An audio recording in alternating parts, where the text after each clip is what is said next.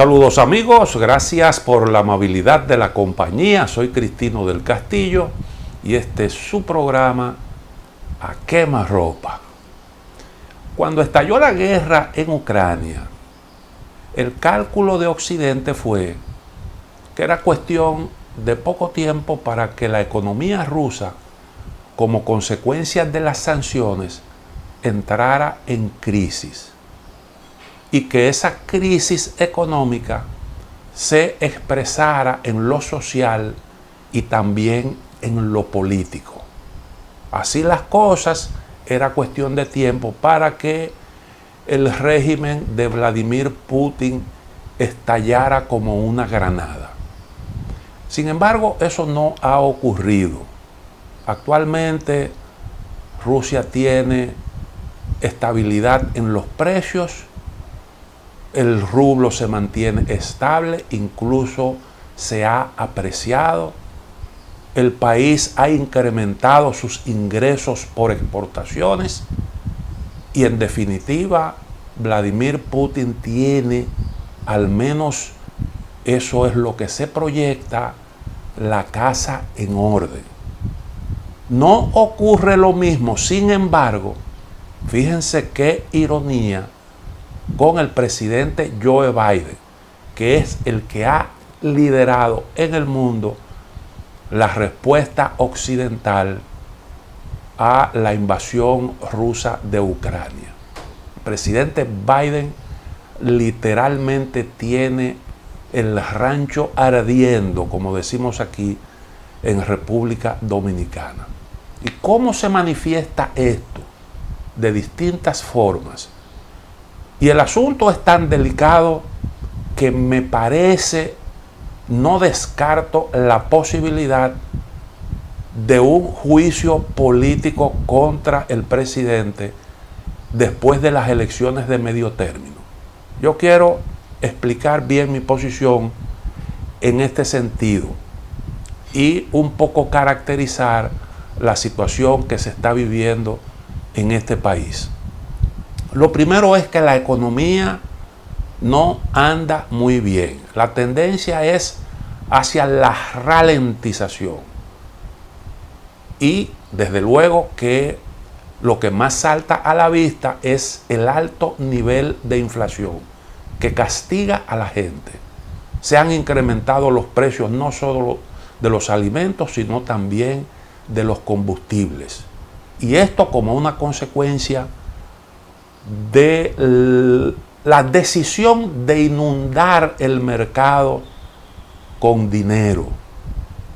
La inflación es un problema esencialmente monetario que se ha venido a agravar como consecuencia de la guerra en Ucrania. Y eso fue algo que no se calculó en toda su magnitud a la hora de decidir qué hacer con las exigencias de Rusia en materia de seguridad. Crece la violencia en todo el país, en toda la Unión Americana, en un momento de mucha incertidumbre predominante en el mercado, no solo en Estados Unidos, sino en el mundo entero. Si usted mira Europa, es una locura. Una verdadera locura, un nerviosismo tremendo que afecta las bolsas de valores, el mercado bursátil. Y entonces hay paralelamente en Estados Unidos un incremento inusitado de la violencia. Esos hechos difíciles de explicar en la sociedad estadounidense en los últimos meses se han duplicado y ha superado ya en promedio un acontecimiento de estos diarios, en promedio, y eso realmente es mucho. Usted tiene exacerbado el tema de las migraciones. Eso se ha incrementado enormemente. Y la administración del presidente Biden luce un tanto desconcertada. La realidad ha sorprendido a la administración, que criticó duramente la supuesta incapacidad de Donald Trump para manejar el asunto con equidad, y entonces resulta que lo que se está cosechando como consecuencia del cambio de políticas es un agravamiento de los flujos. No puede ser más grave el problema. Hoy en día estamos viendo un incremento de ese fenómeno, que es el de la proliferación de las milicias que luchan contra los migrantes.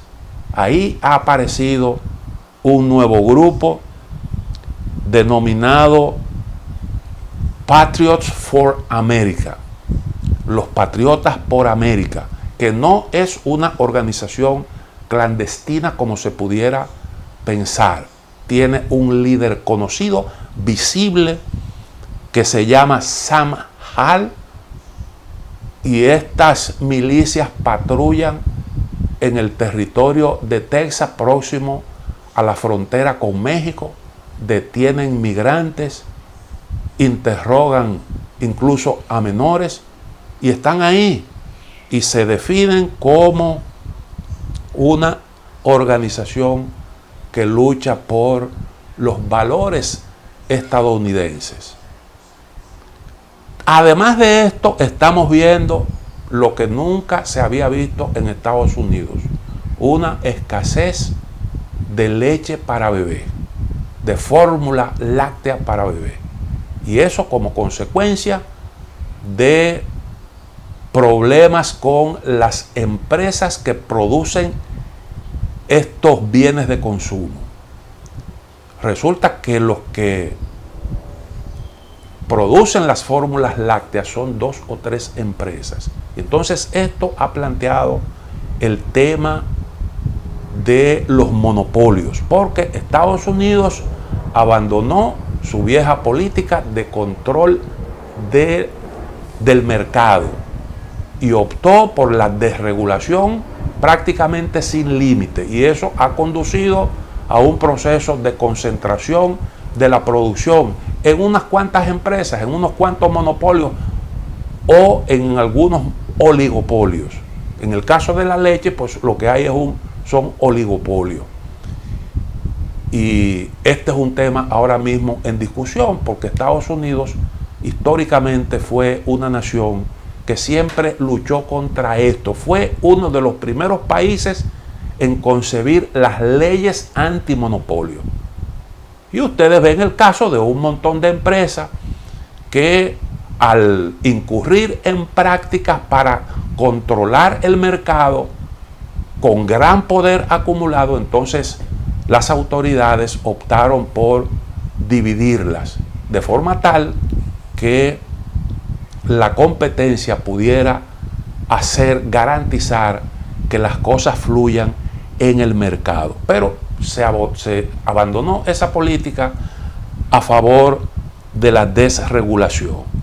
Entonces, Estados Unidos, como decíamos, está liderando una guerra fallida contra Rusia en Ucrania, y el mundo está sufriendo su impacto. Esto, naturalmente, también se traduce en grandes presiones para la administración del presidente Joe Biden. El índice de aprobación de la administración Biden está en su nivel más bajo. 8 de cada 10 estadounidenses aprueban la gestión, desaprueban la gestión del presidente Biden, o dicen que el país no va por buen camino.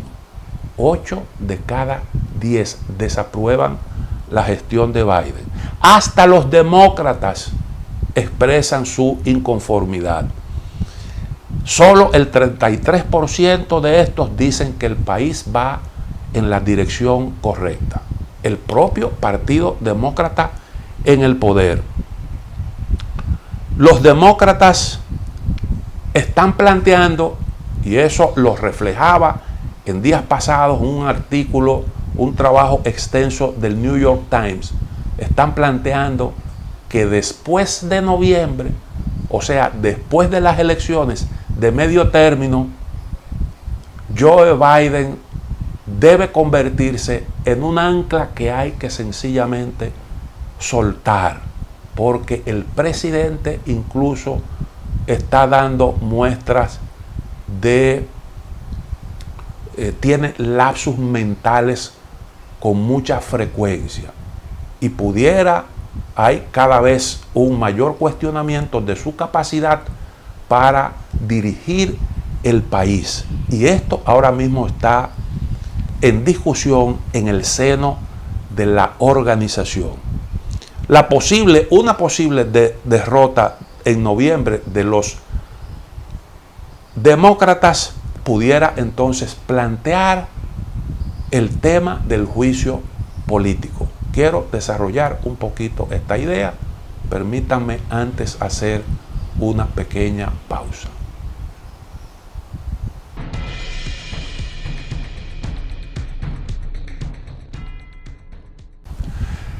Estados Unidos es actualmente una especie de jungla política. Siempre la política se ha ejercido en este país con mucha dureza. Los enfrentamientos son duros, pero la sociedad estadounidense ha estado más polarizada, más dividida que nunca. Y entonces usted observa en este contexto un partido demócrata que intenta descalificar al que actualmente es el principal líder de la oposición. Porque le guste a usted o no, Donald Trump es la principal figura actualmente del Partido Republicano. Y es casi con toda seguridad el candidato a la presidencia por esa organización política. El presidente Biden prometió unificar al país. Sin embargo, usted no puede unificar una nación que acusa unos niveles tan altos de división como la sociedad estadounidense en la actualidad, construyéndole un expediente al principal líder de la oposición. Y esto desde el Congreso, aprovechando el tema aquel de el asalto al Capitolio y la probable responsabilidad en esos acontecimientos del presidente Donald Trump. Ustedes ven cómo las grandes cadenas de televisión de Estados Unidos transmiten las sesiones de un comité que se creó en la Cámara de Representantes para dilucidar aquellos acontecimientos. Y eso es un espectáculo político, pudiera llamársele de esa manera, que pues sin lugar a dudas persigue desacreditar, hundir políticamente al presidente Trump. Yo no sé en qué va a terminar eso, pero en la práctica está operando de esa manera. Se está utilizando como un recurso político para ganar terreno de cara a las próximas elecciones. Y esto, en vez de alguna forma atenuar las diferencias, lo que hace es que aumenta la confrontación. Y entonces usted no se puede sorprender si los republicanos ganan las elecciones de noviembre próximo y consiguen mayoría en ambas cámaras. No puede usted descartar la posibilidad de que los republicanos intenten lo mismo, hacer lo mismo que le hicieron a Donald Trump. Ustedes recuerdan, a Donald Trump lo procesaron en el Congreso, se impulsó un juicio político en 2 oportunidades. El único presidente que ha sido objeto de 2 procesos de impeachment en el Congreso, Donald Trump. Y además de eso, Antes de estos dos procesos, el primero fue por supuestamente Donald Trump haber presionado al gobierno de Vladimir Zelensky para que acusara al hijo de Joe Biden de prácticas corruptas, de que hiciera una investigación para poner eso en evidencia, que por cierto es un tema que está ahora mismo en manos de la justicia. Eso está todavía en investigación porque el hijo del presidente Trump, del presidente Biden, tenía un contrato con una gran empresa ucraniana cuestionada por sus prácticas corruptas y le pagaban a ese señor, a Hunter Biden, la friolera de $50,000 mensuales. Y entonces lo que se investiga es si eso se pagaba tan solo por el hecho de que se trataba del hijo del presidente, del vicepresidente, el de entonces vicepresidente de los Estados Unidos. Y el segundo juicio político, que tampoco prosperó, fue por aquellos acontecimientos, la actitud de Donald Trump, que pues habría incitado a las masas a tomar violentamente el Capitolio. Se intentó también un juicio político basado en la acusación contra Trump de haber recibido ayuda de Rusia para ganar las elecciones. La actitud de los demócratas fue siempre esa, desde que se instaló el gobierno de Donald Trump. Ver cómo se podía salir, ponerle fin a la administración Trump antes de las elecciones, por la vía del impeachment. Y entonces uno no puede descartar que después de las elecciones, si los resultados favorecen a los republicanos, intenten devolverle con la misma moneda. Y en este caso se pudieran basar en una alegada incapacidad mental, que es un tema que actualmente se está barajando. Incluso, reitero lo que decía en el segmento anterior, los propios demócratas están manejando este argumento y están planteando la necesidad de que el presidente públicamente renuncie a optar por un segundo mandato. Porque si el presidente ahora mismo está dando muestra de ciertos problemas para orientarse y ciertos problemas para coordinar ideas, siembra dudas sobre sus facultades mentales, entonces este pudiera ser un argumento para impulsar un impeachment. Y el propio presidente Biden pudiera verse en la necesidad de tener que declinar, de renunciar a un segundo mandato para quitarse esa presión de encima, con el agravante de que el partido demócrata actualmente no tiene una figura que pudiera ser el relevo, porque los niveles de impopularidad afectan no solo a Biden, también afectan a la vicepresidenta Kamala Harris. Vamos a hacer una pequeña pausa. En breve retornamos.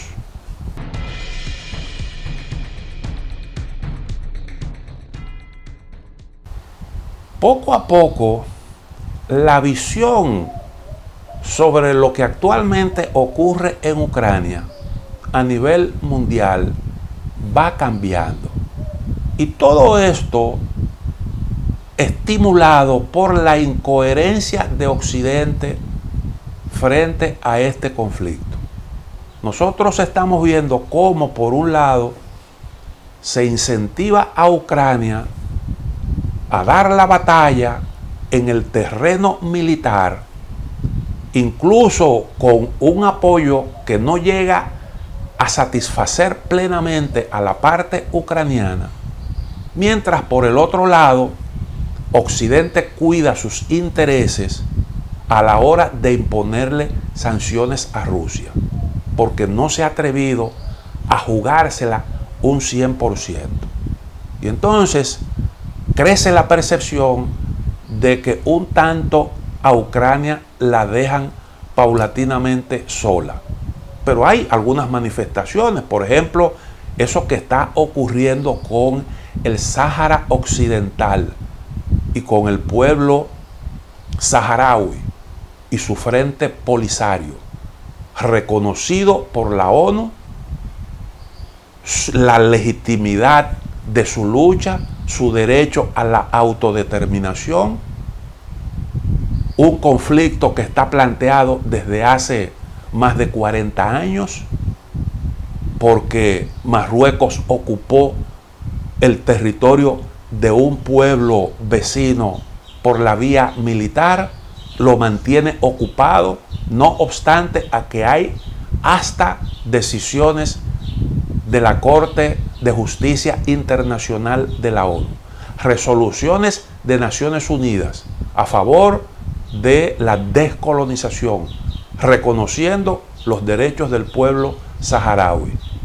Y entonces Estados Unidos, contradiciendo las resoluciones de la ONU, yendo en contra de lo que es el sentir de la comunidad internacional, y aquí sí se puede hablar realmente de comunidad internacional, porque en lo que tiene que ver con eso ha habido prácticamente un consenso hasta hace poquito, reconociendo la lucha del pueblo saharaui.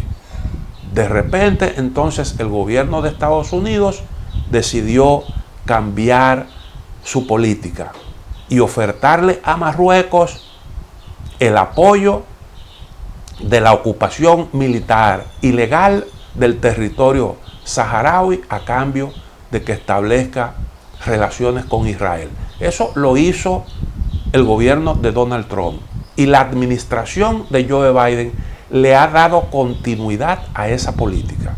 Y en el marco de esos esfuerzos, Estados Unidos propició que España dependiera menos, cada vez menos, del gas que le suministra a Argelia, precisamente previendo la posibilidad de que los argelinos adoptaran medidas de represalia, porque son aliados, lo han sido siempre, del Frente Polisario. Y ahí sale España dándole un respaldo, un espaldarazo a esa posición de Estados Unidos, desconociendo los derechos del pueblo saharaui. Y Europa le ha dado todo el respaldo a España. Lo que quiere decir que mientras se dice una cosa con respecto a Ucrania, se defiende el derecho a la autodeterminación, el derecho de Ucrania a su soberanía, a decidir sus propios asuntos. Pero en el caso del pueblo saharaui, eso no funciona así. Y entonces esto lo que pone en evidencia es una doble moral, la hipocresía del mundo occidental. Y por eso, poco a poco, la visión de la gente va cambiando sobre cómo Occidente ha estado manejando eso. Sobre todo porque se están sintiendo consecuencias de ese conflicto en todo el mundo. Y mucha gente se pregunta si realmente era necesario llegar hasta donde hemos llegado. No quiere decir que se esté exculpando a Vladimir Putin, pero sí hay cada vez unos mayores niveles de comprensión de esa actitud que ha adoptado frente al caso de Ucrania. Fíjense ustedes cómo piensa su santidad el Papa Francisco sobre este problema. Él recientemente planteó en unas declaraciones que ofreció a unas revistas católicas. Él abordó este tema. Y entonces él dice que la invasión rusa a Ucrania de alguna manera fue provocada. Hizo sorprendentes declaraciones, destaca un medio, en un diálogo, como dije, con directores de revistas culturales europeas de la Compañía de Jesús, y pidió alejarse del patrón normal de que Caperucita Roja era buena y el lobo era malo.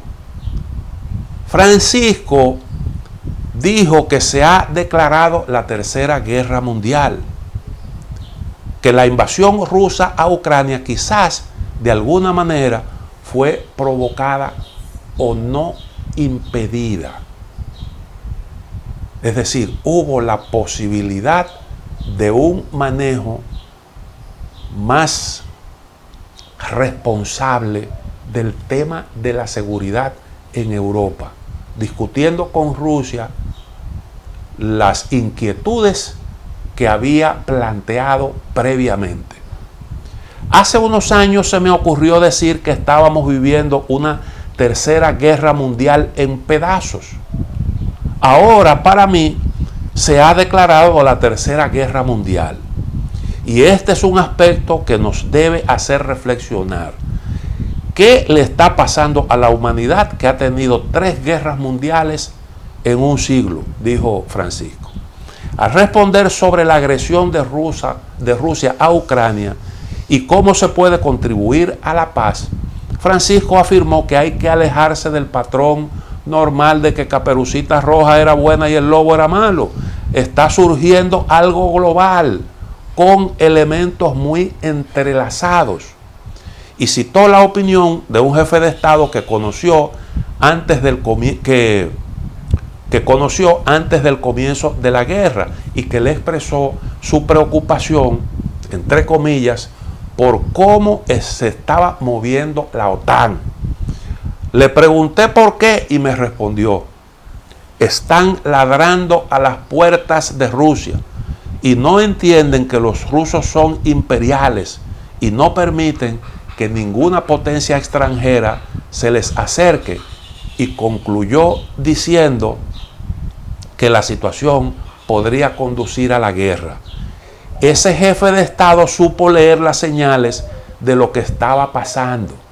Pero no solo ese jefe de Estado, eso lo han planteado estrategas como Henry Kissinger, diplomático experimentado, académicos de distintos países, que advirtieron realmente que un manejo torpe de los reclamos que estaba haciendo Rusia antes de que estallara el conflicto podía conducir a esto que actualmente estamos viendo.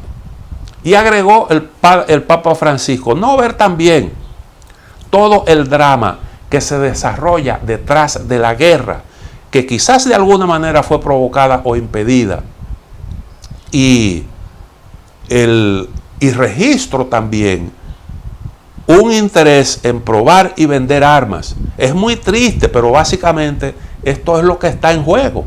El pontífice afirmó que algunos creen que con este pensamiento está a favor del presidente ruso Vladimir Putin. No, no lo estoy. Es simplista y erróneo decir tal cosa, pero estoy simplemente en contra de reducir la complejidad a la distinción entre el bien y el mal, sin pensar en las raíces y los intereses, que son muy complejos. ¿A qué se está refiriendo eso? Sin pensar en el origen de algunos problemas. O coge el caso, por ejemplo, de Cuba. Hoy en día a usted le preguntan: pero Cuba es una democracia. ¿Hay democracia en Cuba? Y bueno, la respuesta lógica a esa pregunta parece ser En Cuba no hay elecciones. En Cuba los medios de comunicación independientes brillan por su ausencia. Por tanto, hay ausencia de democracia.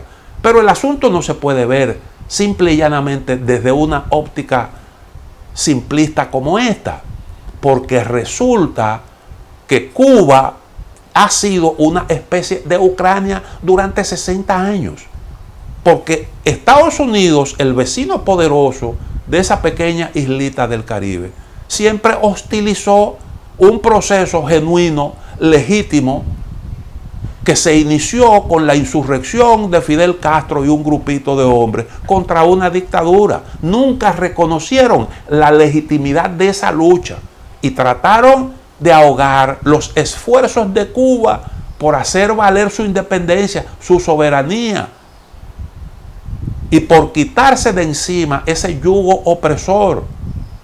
Para Estados Unidos siempre fue mejor el régimen de Batista que el gobierno de Fidel Castro, aún en aquellos tiempos cuando no había duda de la legitimidad de todo lo que ocurría en eso y del apoyo decidido de los cubanos a esa lucha, a ese proceso. Algo parecido a lo que ocurrió con Nicaragua después.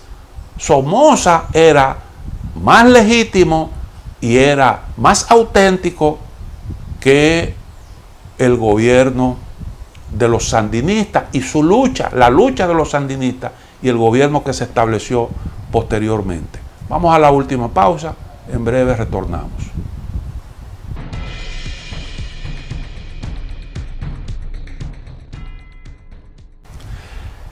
Escuchen ahora este otro enfoque. Nosotros aquí tratamos siempre de reseñar la opinión de gente bien formada, de académicos prestigiosos. Aún no compartamos totalmente su visión, pero siempre destacamos cómo es que piensan algunas personalidades con respecto a distintos temas, y compartimos con ustedes sus trabajos, su visión, porque eso indiscutiblemente que ayuda a una mejor comprensión de una serie de fenómenos.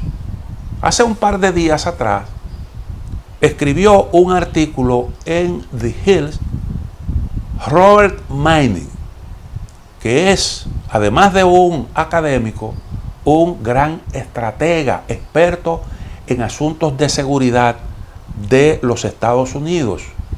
Fue consejero principal del subsecretario de Estado para Asuntos Globales de 2001 a 2004. Miembro del personal de planificación de políticas del Departamento de Estado de los Estados Unidos de 2004 a 2008 y del Grupo de Futuros Estratégicos del Consejo Nacional de Inteligencia de 2008 a 2012. Es miembro también de prestigiosas organizaciones estadounidenses. Y en ese artículo él dice lo siguiente, y voy a citar algunos párrafos. Incluso cuando las audiencias del 6 de enero muestran una tensa democracia estadounidense en grave riesgo de desmoronarse, el presidente Biden ha hecho de la noción de democracias versus autocracias el principio organizador de su política exterior. Desafortunadamente, Biden está descubriendo por las malas que el mundo no es tan ordenado. El señor Biden, lo que está diciendo este especialista es que la administración Biden tropieza con la propia realidad de Estados Unidos. Parece perder terreno en la confrontación política contra el trumpismo, que ahora mismo se presenta como la expresión de la mayor amenaza a la democracia en Estados Unidos. Y mientras este fenómeno persiste, Estados Unidos sigue con su esfuerzo por plantear en su política exterior como un eje central la lucha entre autoritarismo y democracia. Más recientemente sigue diciendo, México y varias otras democracias latinoamericanas boicotearon la Cumbre de las Américas de la semana pasada después de que Biden se negara a invitar a países no democráticos como Cuba, Nicaragua y Venezuela. Estamos muy lejos de la visión original de los presidentes Reagan y Clinton de integrar económicamente el libre comercio desde Alaska hasta Tierra del Fuego.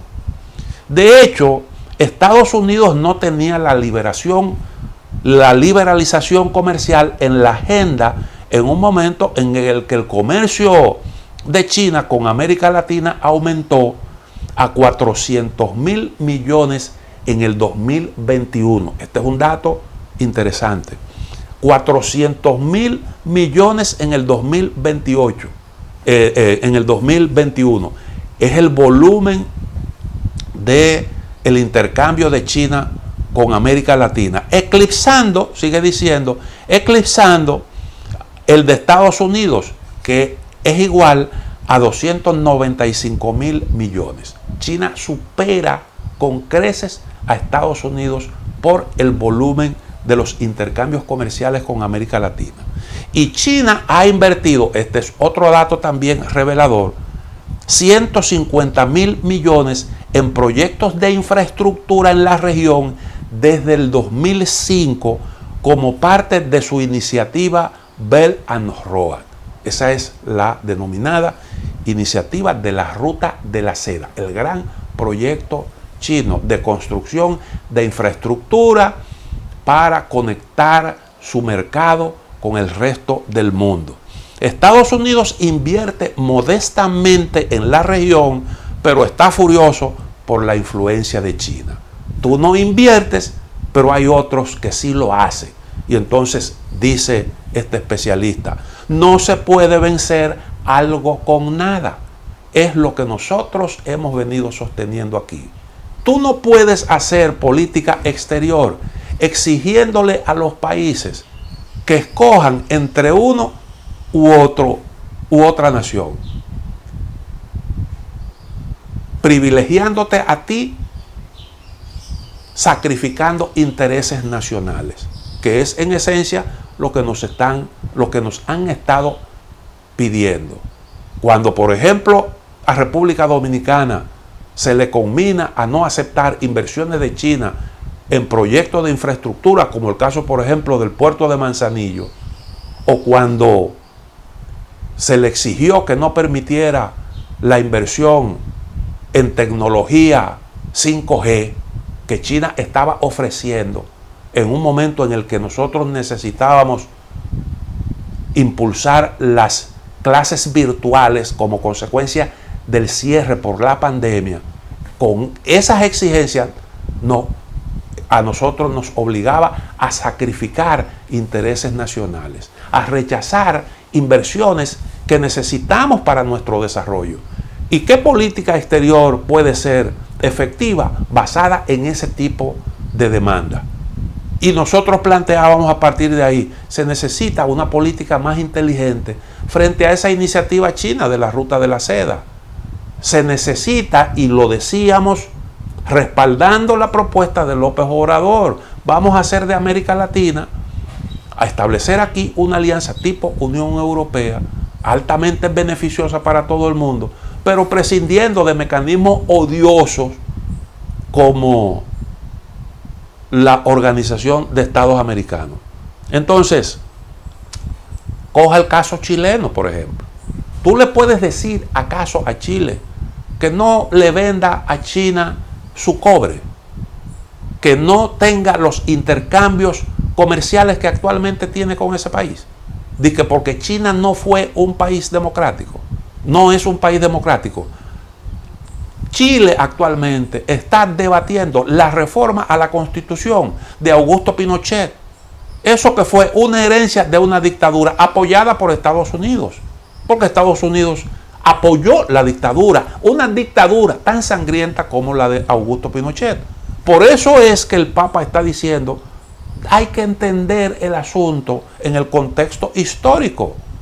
Tú no puedes olvidarte de la causa de los problemas. Pero bien, sigue diciendo este especialista, el episodio de la Cumbre de las Américas fue el último ejemplo de una brecha de percepción, una falta de empatía estratégica. Donde Biden ve la virtud moral, los latinoamericanos, con una larga y tortuosa historia de dominio estadounidense e intervención militar, vieron principalmente el ejercicio de la política del poder. O sea, nadie realmente se está tomando en serio que el planteamiento de aislar los regímenes autoritarios es algo realmente serio y algo que obedece a un simple interés por la preferencia de ciertos valores. Porque en el fondo lo que hay es el uso de este discurso como una herramienta política. Y eso lo perciben las naciones. Porque, bueno, usted tiene un ejemplo del caso de la misma China, que te ponen como ejemplo de régimen autoritario. Ahora China es autoritaria. Pero hace mucho tiempo, en los años 70, Estados Unidos se entendió con China para que China no hiciera causa común con la Unión Soviética. Y entonces una cosa es en un momento y el enfoque cambia dependiendo de las circunstancias. Y no ayudó a la actitud de Biden, que señaló que mientras desinvitaba a los países latinoamericanos no democráticos, planea ir a Arabia Saudita para hacer las paces con el líder autoritario de Riad, Mohammed bin Salman.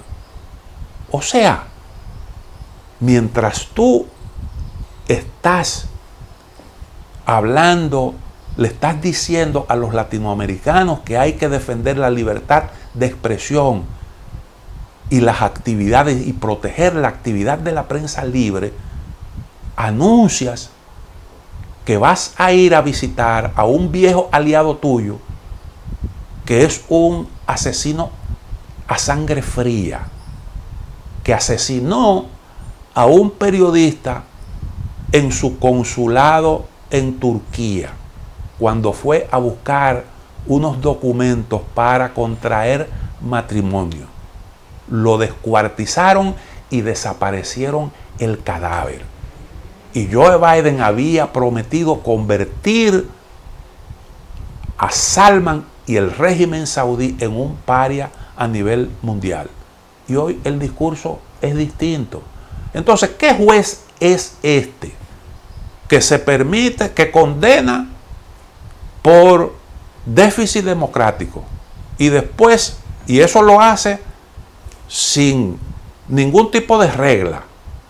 Usted lo decide quién es democrático y quién no. Aplica las sanciones y unilateralmente también las quita, dependiendo de su conveniencia. ¿Qué administrador de justicia es usted? Y entonces todo esto pone en tela de juicio la sinceridad del planteamiento, del discurso de la administración Biden. Eso es lo que nos está diciendo este exfuncionario y experto en asuntos geopolíticos.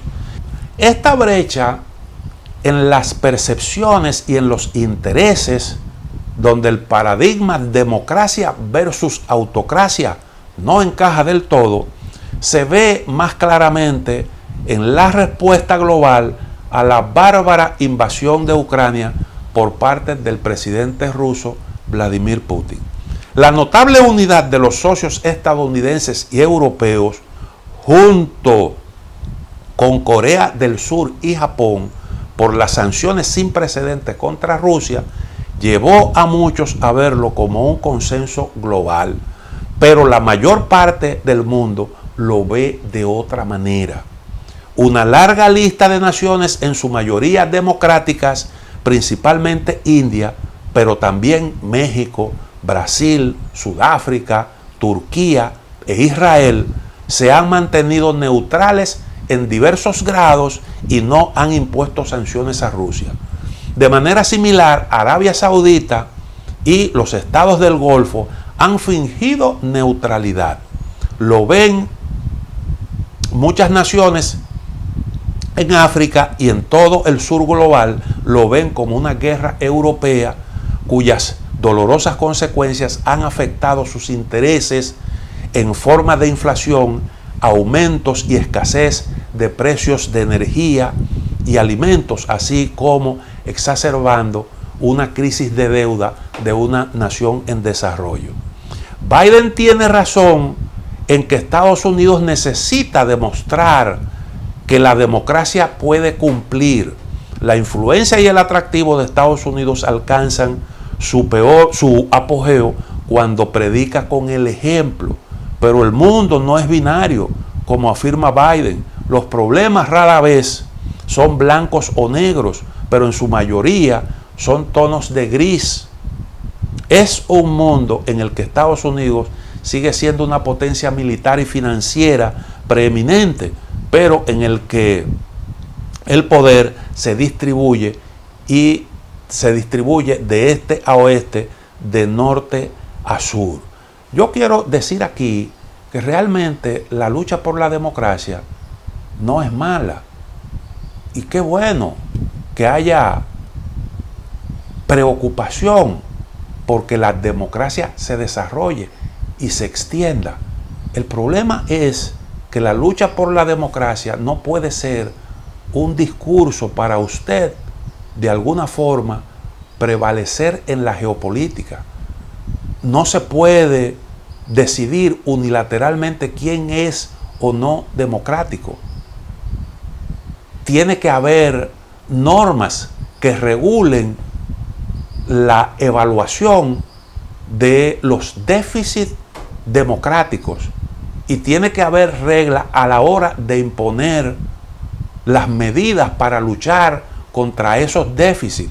Eso no puede descansar en una nación, tiene que hacerse de forma democrática, con la participación de todo el mundo y en base a unas reglas, de forma tal que esa lucha tenga los niveles de legitimidad necesarios como para que la lucha por la democracia tenga altos niveles de efectividad y que por tanto no se desacredite con actitudes que son oportunistas y además de eso con incoherencia, como cuando se ve, por ejemplo, la actitud frente a Arabia Saudita, a otros gobiernos, la indiferencia frente a la brutalidad con que Israel trata a los palestinos, o sencillamente cuando se hostiliza un gobierno legítimo, como ha ocurrido como en Bolivia, en donde hubo un golpe de Estado con el apoyo, la participación,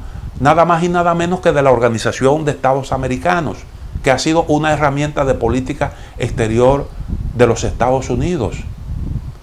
O el caso de Honduras, en donde a un presidente legítimo se le sentó en un avión en pijama, en ropa menor, y se envió al exilio,